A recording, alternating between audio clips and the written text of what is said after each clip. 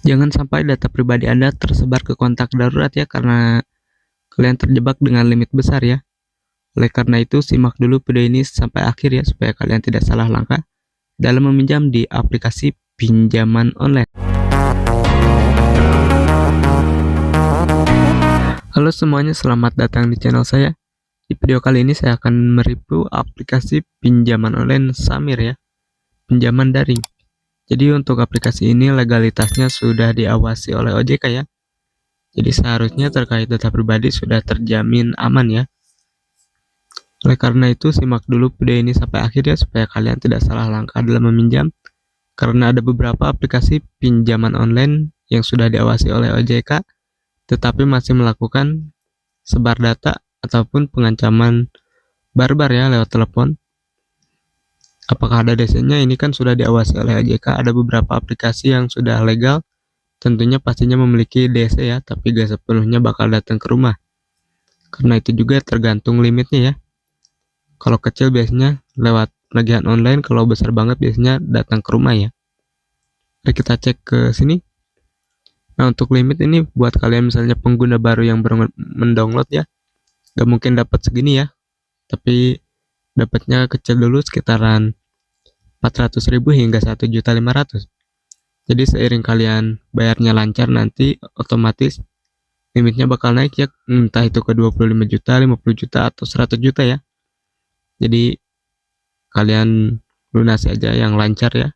Harus terima resikonya, jangan asal galbay atau nunggak ya.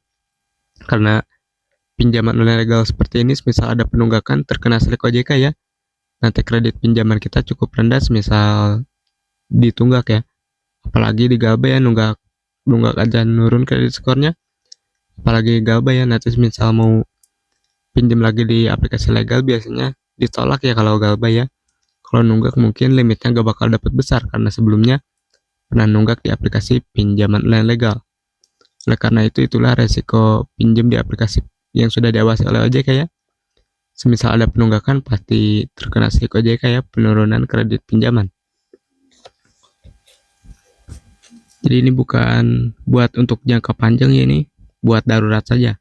Karena kalau jangka panjang ini lumayan bunganya ya. Kalau darurat, misalnya darurat banget, kalian bisa pinjam 2 juta ya, jadi per bulannya juga gak keberatan ya. Misalnya tenornya 12 bulan, per bulannya 400.000, itu lumayan ya, atau 200.000. Belum dengan bunganya juga rendah, tapi kalau bunga juga kalau ditunggak bakal besar ya.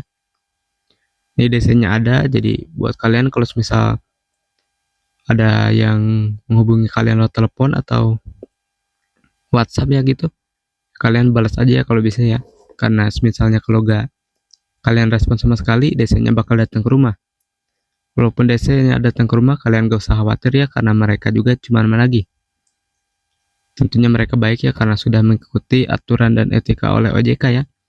Di semuanya DC harus mengikuti cara penagihan OJK. Tentunya harus baik ya. Semisal kalian dapat ancaman atau gimana gitu, kalian bisa adukan ke otoritas jasa keuangan ya. Karena aplikasinya sudah diawasi oleh OJK juga, jadi kalian punya perlindungan ya. Soalnya kalau di aplikasi ilegal, semisal kalian kena sebar data atau ancaman gitu, kalian gak bisa lapor ke sana ke sini ya. Karena itu kesalahan kalian memilih aplikasi yang belum resmi. Sedangkan ini kan sudah resmi ya, jadi misalnya ada dapat ancaman atau gimana, bisa adukan ke OJK-nya langsung ya. Nanti oleh OJK langsung ditindaklanjuti ya.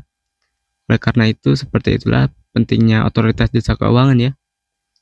Jadi ada perlindungan buat kitanya. Untuk tenor memang panjangnya 12 bulan. Nah, ini cuman beberapa detik aja ya masuknya, itu juga tergantung limitnya. Mungkin paling lambat bisa setengah jam ya. Jadi buat kalian tetap hati-hati aja, karena ada beberapa aplikasi pinjaman online yang sudah diawasi oleh OJK, tapi mereka masih melanggar aturan OJK, entah itu sebar data atau pengancaman barbar. Tapi itu biasanya tergantung orangnya juga ya. Orangnya nunggak ke mau bayar, jadi aplikasi kesal mungkin jadi menyebar datanya. Oleh karena itu bijak ya dalam memilih aplikasi ya. Ya segitu saja review aplikasi pinjaman online Samir yang dapat saya bagikan. Kurang lebihnya mohon maaf. Sekian, terima kasih.